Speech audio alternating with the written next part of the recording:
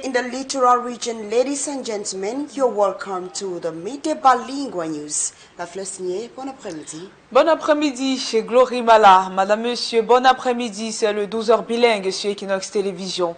En début de ce journal, le président, l'ex-président du Manidem, Anissé Kane, sera inhumé le 9 mai prochain à Bomono, selon le faire-part signé par son fils. Une décision vivement contestée par son parti politique et sa veuve qui annonce d'ailleurs un autre programme. Pendant ce temps, les hommages se multiplient dans la diaspora, notamment à Paris. Le point dans ce reportage de Gladys Bambadian et Théophile Chunke. La controverse autour des obsèques d'Anissé Kane continue de susciter de vives tensions entre la famille et son parti politique. Au cœur de ces troubles, des hommages sont organisés par la diaspora les 24 et 25 avril 2026 avec une conférence de presse et une marche. Un programme annoncé par Augusta Epania, membre du comité d'organisation. Alors, les choses vont se dérouler de la manière suivante. Le vendredi est prévue donc une conférence qui va retracer toutes les étapes de l'engagement et de la vie d'Anissé, de tous ces combats, et période par période, avec des témoins correspondant à chacune des périodes. Et ensuite une marche à partir de 15h30, 16h. Il y aura y compris des cérémonies de danse, des cérémonies un peu traditionnelles, comme on le fait chez nous quand on est en deuil. Pendant ce temps, au Cameroun, un nouveau programme fixe l'inhumation de Anissé Kane au samedi 9 mai 2026 à Bomono-Gare, dans le département du Mungo. L'organisation est confiée à son fils, le docteur Mouna Ekane, avec l'appui des chefs traditionnels, tandis que le Manidem affirme ne pas être associé à cette nouvelle décision et indique qu'en raison du procès entre la veuve et les enfants du défunt, le parti communiquera le programme des obsèques de son défunt président ultérieurement. Le Manidem et également la veuve de son président Ekane Anissé ne sont en rien concernés par le communiqué qui circule sur la place publique depuis quelque temps annonçant les obsèques d'Anissé Kane. Les obsèques du président Anissé Kane étaient prévues pour les 23, 24 et 25 avril, mais pour cause de procès, ces obsèques ont été repoussées à plus tard. Donc les dates des obsèques seront donc communiquées en temps opportun à l'opinion publique et tous les Camerounais seront donc mis à contribution pour qu'ensemble on puisse assurer au président Ekane, aux martyrs, des obsèques dignes. Le dossier reste marqué par un contentieux judiciaire. Le tribunal de première instance de Douala Bonanjo avait en effet confié l'organisation des funérailles au fils du défunt, le docteur Mouna Ekane, allant jusqu'à interdire à l'hôpital La Cantini de Douala de remettre le corps à la veuve, en totale contradiction avec les dernières volontés de l'homme politique. Et dans la ville de Bamendjouf, dans la région de l'ouest du Cameroun, un match de football organisé par le mouvement pour la renaissance du Cameroun a viré à l'insolite. Des gendarmes ont interrompu la rencontre en stationnant leur véhicule au milieu du terrain de jeu. Après plusieurs heures de discussion, les organisateurs ont poursuivi l'activité malgré la présence des forces de maintien de l'ordre. Le retour sur cet événement avec Vivien Tonfac et Robert Kenny. Au stade municipal de Bamendjouf, un match de football oppose des militants et sympathisants du mouvement pour la renaissance du Cameroun. À peine ont-ils achevé la première manche qu'un invité surprise fait irruption sur l'aire de jeu et s'immobilise au niveau du rond central. Dans ce pick-up de la gendarmerie nationale, le commandant de la brigade de Bamendjouf venu interrompre de force cette activité sportive. La déclaration de manifestation, oui. On l'a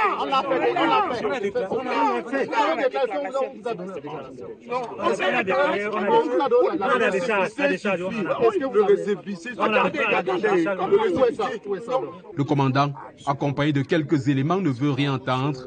Pourtant, les organisateurs rassurent avoir suivi toutes les démarches administratives pour éviter tout incident. Le secrétaire de la fédération communale de Bamendjouf a pris sur lui de faire la déclaration sous mes conseils. Parce que j'ai dit, je ne veux pas qu'on ait des problèmes avec l'administration qui pourrait dire qu'on n'a pas déclaré. Donc nous avons fait une déclaration en bonne et due forme. L'autorité administrative n'a pas interdit Et elle a demandé qu'il fallait qu'on produise un certain nombre de documents en relation avec le délégué d'arrondissement des sports, ce que nous avons fait. Nous avons souscrit une police d'assurance, nous avons contacté le directeur de l'hôpital de Bamendjou qui nous a donné un engagement de prise, un engagement de couverture pour la compétition. Mais aujourd'hui, nous sommes arrivés et nous avons été surpris que les forces de l'ordre sont arrivées pour empêcher que la compétition aille à son terme. Ces responsables du MRC s'étonnent de ce qu'ils considèrent comme un abus d'autorité, alors que leur activité n'avait autre but que celui de permettre à leurs camarades de s'épanouir sur le plan sportif. L'objectif, c'est de faire que ceux qui se retrouvent habituellement pour parler politique se retrouvent pour faire autre chose, pour s'amuser dans le cadre d'une activité sportive. Une compétition qui n'avait rien d'une manifestation politique, c'était juste du sport. Je me demande bien si au Cameroun, pour aller faire du sport le matin, il faut déposer une déclaration. N'ayant pas pu convaincre le commandant de brigade, les organisateurs de la rencontre n'ont pas eux aussi abandonné en raison de la présence du véhicule de la gendarmerie au niveau de la ligne médiane.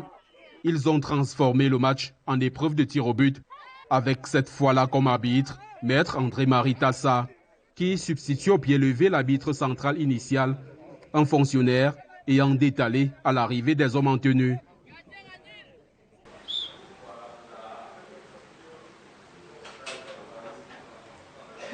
Pour prier, diriger ce match insolite jusqu'au coup de sifflet final.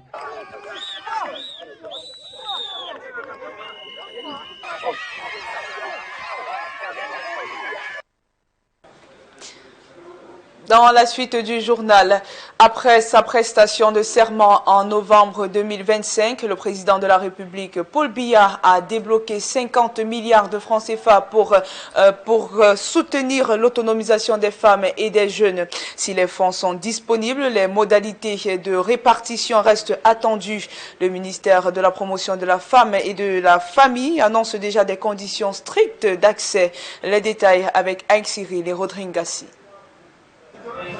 50 milliards de francs CFA, c'est l'enveloppe dédiée au financement des projets devant aboutir à l'autonomisation des femmes et des jeunes, afin de traduire dans les faits l'engagement pris par le chef de l'État dès sa prestation de serment le 6 novembre 2025.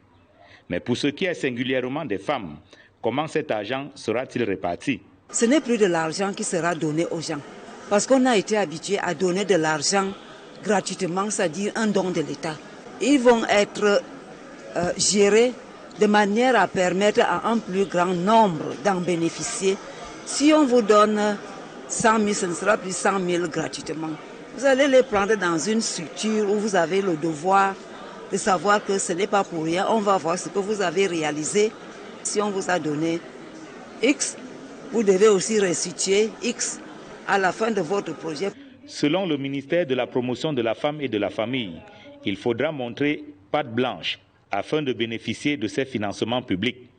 Ils arrivent dans un contexte où les femmes sont victimes de divers abus et violations, notamment des féminicides. Tuer est devenu un geste banal. On n'a plus peur d'ôter la vie, surtout d'ôter la vie à celle qui la donne. Nous sommes en train d'élaborer un projet de loi pour réprimer les violences faites aux femmes et aux filles. Et nous espérons que cette loi va aboutir. Elle est déjà à un niveau assez avancé. Nous espérons qu'elle sera adoptée dans les prochains mois. Réunis à Yaoundé, les responsables des services centraux et déconcentrés du MINPROF tablent sur l'autonomisation des femmes et de la famille dans un contexte marqué par les fléaux sociaux émergents. Les cas de viol, de pornographie. En santé, une campagne de consultation gratuite a démarré hier au stade municipal de Douala 2e. L'initiative conjointe de la mairie et de l'hôpital général va se poursuivre ce vendredi et a pour objectif principal améliorer l'accès aux soins des populations. Les détails avec Claudia Essia et Dani Warenze 2. Prise des paramètres vitaux avant la consultation avec les spécialistes de la santé. Nous sommes au stade municipal Fampou David Dagobert, dans l'arrondissement de Douala 2e. Ici, les populations venues de cet arrondissement et des zones environnantes se sont déplacées en grand nombre pour prendre part à cette vaste campagne de consultation médicale gratuite. Cette initiative, organisée conjointement par la mairie de Douala 2e et l'hôpital général de Douala, vise à rapprocher les populations les plus vulnérables aux services de santé en leur offrant un accès simple et gratuit aux soins. Le professeur Louma qui m'a abordé en me sollicitant pour que nous puissions organiser ensemble cette campagne que vous voyez. Et j'ai accueilli cela favorablement. L'hôpital général est à la portée de tout le monde, à la portée de nos populations. Et nous, en tant qu'hommes politiques, nous ne pouvons que saluer cette initiative parce que, comme vous le savez, le slogan du président de la République et de la tutelle, c'est santé pour tous. Pour cette opération, toutes les spécialités médicales de l'hôpital sont mobilisées, permettant une prise en charge complète des patients. Il y a l'ORL qui est là, il y a l'ophtalmologie, l'odontostomatologie, les dentistes qui sont là. Nous avons la pédiatrie, la pneumologie, la cardiologie, l'oncologie, toutes les spécialités sont là. Une initiative saluée par le gouverneur de la région du littoral qui s'est rendu sur place pour apprécier son déroulement. Ils viennent ici démontrer que même les commerçants, les pousseurs, les chômeurs, chacun peut être pris en charge par une structure publique comme celle de l'hôpital général. Les populations, quant à elles, expriment leur satisfaction et appellent les autorités sanitaires à multiplier ce type d'action dans d'autres localités du pays. On profite pour se consulter et rassurez-vous, on a été bien reçus et on s'est fait bien consulter aujourd'hui. Je suis venue, j'ai commencé par là-bas. On m'a fait tout ce qu'ils avaient à me faire. Ils ne m'ont pas demandé de l'argent. Je me suis déplacée pour Bonabéry, pour Douala 2e, pour cette campagne de consultation gratuite. Au thème de cette première journée, plus de 500 personnes ont bénéficié de consultations et de dépistage gratuits pour diverses pathologies. Et dans la page sport de ce journal, revenons sur la polémique autour du club Aigle Royal du Mungo. Le club a obtenu l'autorisation de la Fédération camerounaise de football pour recruter 4 nouveaux joueurs. Une décision contestée par certains observateurs qui voient une sorte de favoritisme. Les détails avec Fabrice Eloumou et Dallas Tchana. En difficulté sur le plan sportif, l'Aigle Royal du Mungo, l'antenne rouge du championnat élitoine, tente de se relancer. Pour y parvenir, le club vient de bénéficier d'une autorisation spéciale de recrutement de 4 joueurs en dehors des périodes officielles du mercato. Une décision qui fait grincer des dents dans le milieu du football camerounais. Pour plusieurs observateurs, cette dérogation accordée par la FECAFOOT remet en question le respect des tests qui encadrent les compétitions nationales. La décision ne repose manifestement sur aucun fondement juridique, donc par conséquent inopérante et inopposable dans la mesure où les périodes d'enregistrement sont clairement indiquées à travers une circulaire telle que définie par le TMS FIFA et annoncée et notifiée aux différents clubs. Nous avons connu les périodes allant du 17 juillet au 4 octobre 2025. Nous avons connu la deuxième période allant du 5 octobre au 31 janvier 2026 à minuit. Au-delà de la procédure, c'est aussi la nature même des joueurs concernés qui interroge. Les 4 joueurs présentés comme issus de l'Académie de l'Aigle Royal du Mungo sont pour la plupart des trentenaires et des anciens pensionnaires du championnat élitoine. Il faut clairement indiquer que les joueurs sous le statut de joueurs en académie sont des joueurs soit en situation de préformation ou des joueurs en situation de formation. C'est-à-dire qu'ils ont moins de 21 ans parce que le contrat d'engagement de joueur professionnel ne peut se signer que lorsqu'on a 18 ans révolus. Il apparaît donc clairement que ceux-ci n'étant pas enregistrés dans les plateformes sous le statut amateur, notamment statut qui reviendrait logiquement à tous les académiciens, ceux-ci ne peuvent plus être enregistrés comme joueurs professionnels dans les périodes subvisées. Si la note de la Fédération camerounaise de football parle des joueurs ici de l'académie, l'Aigle Royal du Mungo, contacté, fait savoir que ces joueurs proviennent plutôt de son équipe réserve. En attendant une éventuelle clarification de la Fédération camerounaise de football, cette polémique continue d'alimenter les discussions, bien au-delà des terrains. Et ce reportage marque la fin de la première partie du journal, la deuxième en anglais avec Glory Mala. Good afternoon once more. Good afternoon, La Fleur-Signé. Ladies and gentlemen, good afternoon, and thanks for staying with us till the second segment of the news. Tensions are rising over the funeral program of late Anise Ekane between family members and his party militants. Amid the growing controversy, a tribute is being organized by the diaspora, while a new funeral arrangement has been set by his son. Details with Immaculate Fogui. The controversy surrounding Anisere Kane's funeral continues to spark tensions between the family and his political party. At the heart of this turmoil, a tribute is being organized by the diaspora on April 24 to 25, 2026, with a press conference and a peaceful march to take place. The program was announced by Augusta Epagna, member of the organizing committee. Alors, les choses vont se dérouler de la manière suivante. The event will unfold as follows. On Friday, we will hold a conference that will retrace Anisere Kane's life, his commitment and struggles. This will be followed by a peaceful march starting at 3:30 to 4 p.m.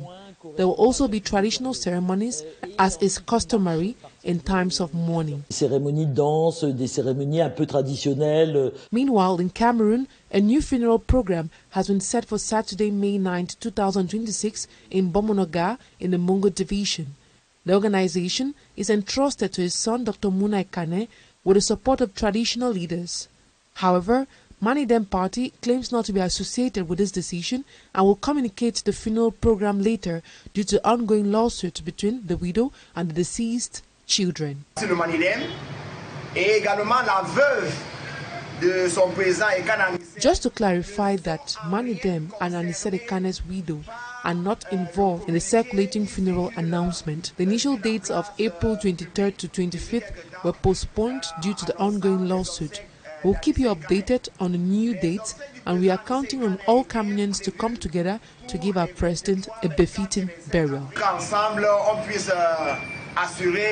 The case remains marked by judicial controversy. The Douala Bonanjo District Court had entrusted the organization of the funeral to Dr. Muna Ekane, prohibiting the Lakantini Hospital in Douala from releasing the body to the widow, contrary to the politician's will. We now talk politics. A prominent Cameroonian academic has issued an appeal to the head of state, President Paul Biya, calling for justice and sustainable peace in the northwest and southwest regions of the country through the release of political prisoners, withdrawal of troops, and constitutional reforms towards federalism. Fomi Amstronsanda.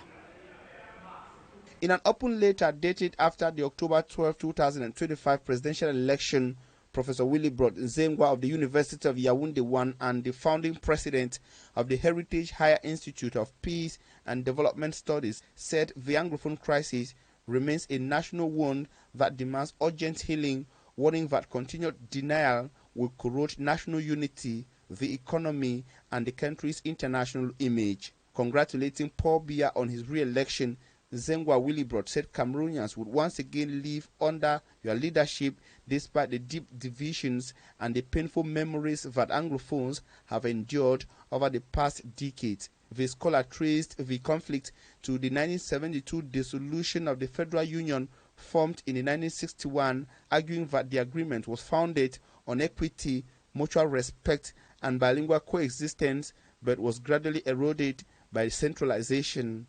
More than 6 decades after reunification, the Anglophone citizens still feel alienated in the very nation to which they freely acceded, Nzengwa wrote. Public offices remain overwhelmingly French-speaking. The judiciary often disregards the principles of common law, and national appointments rarely reflects genuine regional balance. He said the 2016 crisis was not a spontaneous rebellion, but an accumulation of frustrations over decades of neglect and denial, noting that all 11 alternative candidates in the 2025 election placed the Anglophone question at the core of their agendas. On the human cost, Nzengwa Willibrod described thousands dead, hundreds of thousands displaced, and the collapse of the educational sector, the health, and the local economies in the northwest and southwest regions. Traditional rulers have abandoned their palaces, entire populations have fled their communities and now live as internally displaced persons in their own country, he writes. The youth have become vulnerable to radicalization, criminality, or despair. The professor, however, proposes 7 steps for what he calls building a just and cohesive nation: release all political prisoners, withdraw third-degree military deployment in the northwest and southwest regions, organize a genuine, inclusive, decentralized national dialogue, undertake constitutional reforms towards genuine federalism, consider transitional justice, revive the economy in the northwest and southwest regions, and promote bilingualism through equity. Leadership in times of division is not about asserting power, but about restoring trust, Zengwa told Paul Biya. History offers you a rare and golden opportunity to be remembered as a unifier and a reformer.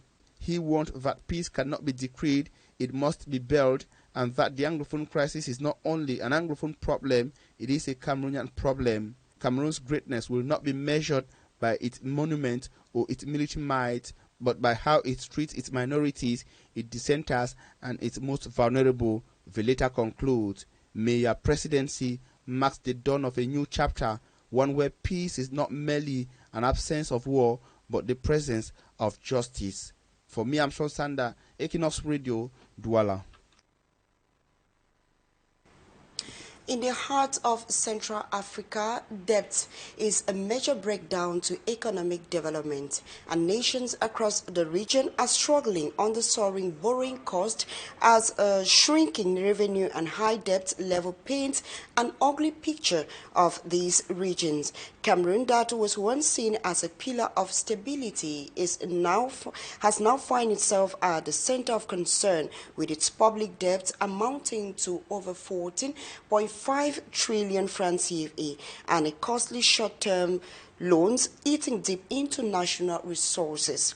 As a result of this, finance experts are meeting in Yaoundé to find a way out of this debt trap, as we hear in this report compiled by Babila Jonathan. Central African nations are facing high borrowing costs due to increased debt to gross domestic product (GDP) ratios, high rate perception by international rating agencies, and low domestic savings. These costs stifle development, forcing nations to use significant revenue for debt payment rather than infrastructural development. Cameroon, for instance, is increasingly relying on high-cost short-term debt, with recent borrowing including an 8.8% interest rate bond in London, adding significant pressure to the public treasury. As of late 2025, public debt exceeded 14.5 trillion francs CFA, approximately 43.9% of the gross domestic product of the country, driven by infrastructure needs, security costs, and declining oil revenue. Experts from the Central African sub-region and other parts of the globe have converged on Cameroon's political capital Yaoundé to discuss these issues. We're talking of financing infrastructures, financing our roads, bridges, and so on. So we need to reflect on how efficient we should be when it comes to going to the market to look for funds to finance our economy. That's why this forum is very important for the Minister of Finance of Cameroon and for the economy of Cameroon and even the sub-region. This colloquium is therefore a forum for in-depth reflection on innovative infrastructure financing solutions in Central Africa, with a particular focus on the role of the regional financial market. Accessing the financial market, we need to have to reflect on how to access to this market in low cost, because the cost may be very high. So for you to be efficient, you should access to this market with low cost. So we need to reflect on how to do that. Meantime, critics note that heavy reliance on expensive debt is dangerous, especially as a large portion of the budget of the borrowing nations is often dedicated to debt servicing, reducing funds for developmental projects. While the governments often frame the loans as a sign of confidence in the economic signatures, the high cost are seen as a heavy burden on taxpayers, worsened by the need to repay the debt. The Douala 3 Council unveils its 2025 financial year while working on how to improve the council's revenue and ongoing development project. As councillors move to adopt the 2025 administrative accounts, residents say more is still to be done to improve the access to potable water, road infrastructure and electrification. Our reporter Innocent Azer attended the council session dedicated to examine and adopt the 2025 administrative account. His report. Presenting key figures during this session, authorities revealed that the 2025 initial budget stands at 6.125 billion francs CFA, with total revenue emissions of 4.35 billion and actual payments at 3.71 billion francs CFA. Revenue mobilization recorded a 30% increase compared to 2024. We increased our resources. The resources have increased from I think something like 30%, and then for the result itself has increased. But the main problem is that behind that result you have to some bill that we have not paid. So we asked the council to give us the right to pay those bills and then to pay the former bills, the one of the former years. But the financial picture remains under strain. More than 605 million francs CFA is still expected from the state, while over 305 million francs CFA remains to be recovered from taxpayers. On the expenditure side, commitments exceeded 5.12 billion francs CFA, reflecting continued pressure on spending despite limited inflows. Municipal authorities say several social and infrastructure projects have been delivered across targeted neighborhoods, with plans underway to scale up development efforts. What we did, in fact, last year, the biggest project is the supplying of solar lights in the whole council. We brought something like 300 lights, and then it covers something like 60 roads. We are hoping that this year we continue to run our budget on the fact that we are following the need of the population. We know we are facing temporal difficulties, but after all, with the work I have seen today, I have confidence that the future will be better. Si la municipalité peut nous aider à faire mieux, parce qu'ils font déjà le travail, c'est vrai, mais ils peuvent encore améliorer ce qu'ils font déjà. Even as residents acknowledge these strides, many are calling for stronger action on waste management. La gestion des déchets n'est pas assez bonne, tout le monde est affecté par ça. Road accessibility. La mairie doit un peu s'accentuer à ce qui concerne les routes, surtout nos routes secondaires, pour un peu limiter la densité de l'embouteillage qui se trouve déjà premièrement à Douala 3e. Electrification of neighborhoods. Ce serait mieux pour tout le monde qu'il y ait de la lumière et que ce soit éclairé partout. And access to potable water. Beaucoup de personnes se penchent beaucoup plus vers des forages. With the accounts adopted, attention now shifts to whether these figures will translate in the daily lives of residents in the Douala 3 municipality. And in health, at least 1 out of 10 women die of preeclampsia each year in Cameroon, a serious hypertensive condition that occurred during pregnancy, and pregnant women carrying twins are at higher risk.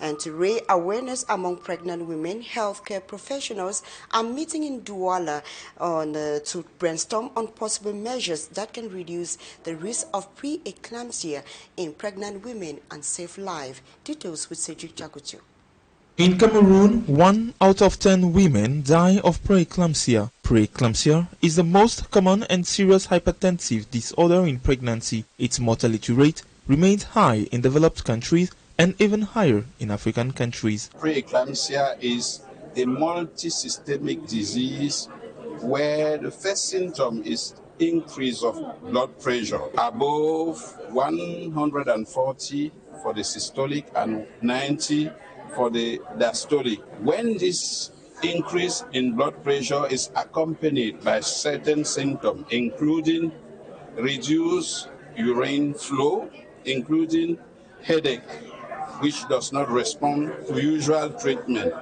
including blurred vision and other things like epigastric pain, it is termed as severe preeclampsia or preeclampsia with severe features. Preeclampsia is frequently observed in women carrying twins or macrosomic fetuses with frequencies of 10.1% and 8.9% respectively. Multiparous women who presented preeclampsia often had hypertension or diabetes, eclampsia being the main maternal complication. One of the reasons is that poor access to quality care. Many women who are still delivering in the hospital or in centers with suboptimal material, equipment, and human resources. To determine the prevalence of preeclampsia and describe its complications, a symposium mixed of gynecologists and other experts was organized at Lakentini Hospital in Douala. The best prevention for the population is to go for hospital whenever you are pregnant. Because when you are pregnant, they will establish your profile as a woman.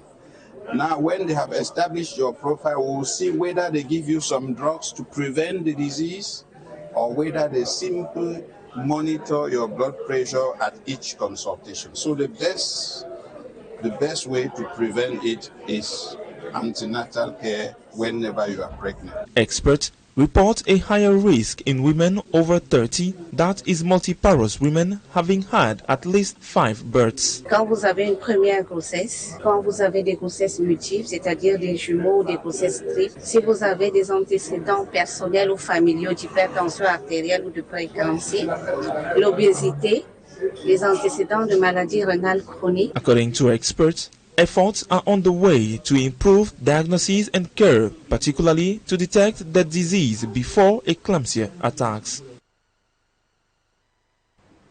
And that ends the midday bilingual news. Ladies and gentlemen, thanks for your very kind attention. We do leave you in the company of more interesting programs. Do have a beautiful weekend. La fleur signée. Bon week-end à vous. Bon week-end à vous, Glory Mala. Madame, monsieur, c'est la fin du journal. Merci pour votre attention. Merci également et surtout à l'équipe en régie. Passez un très bon week-end en compagnie de nos programmes.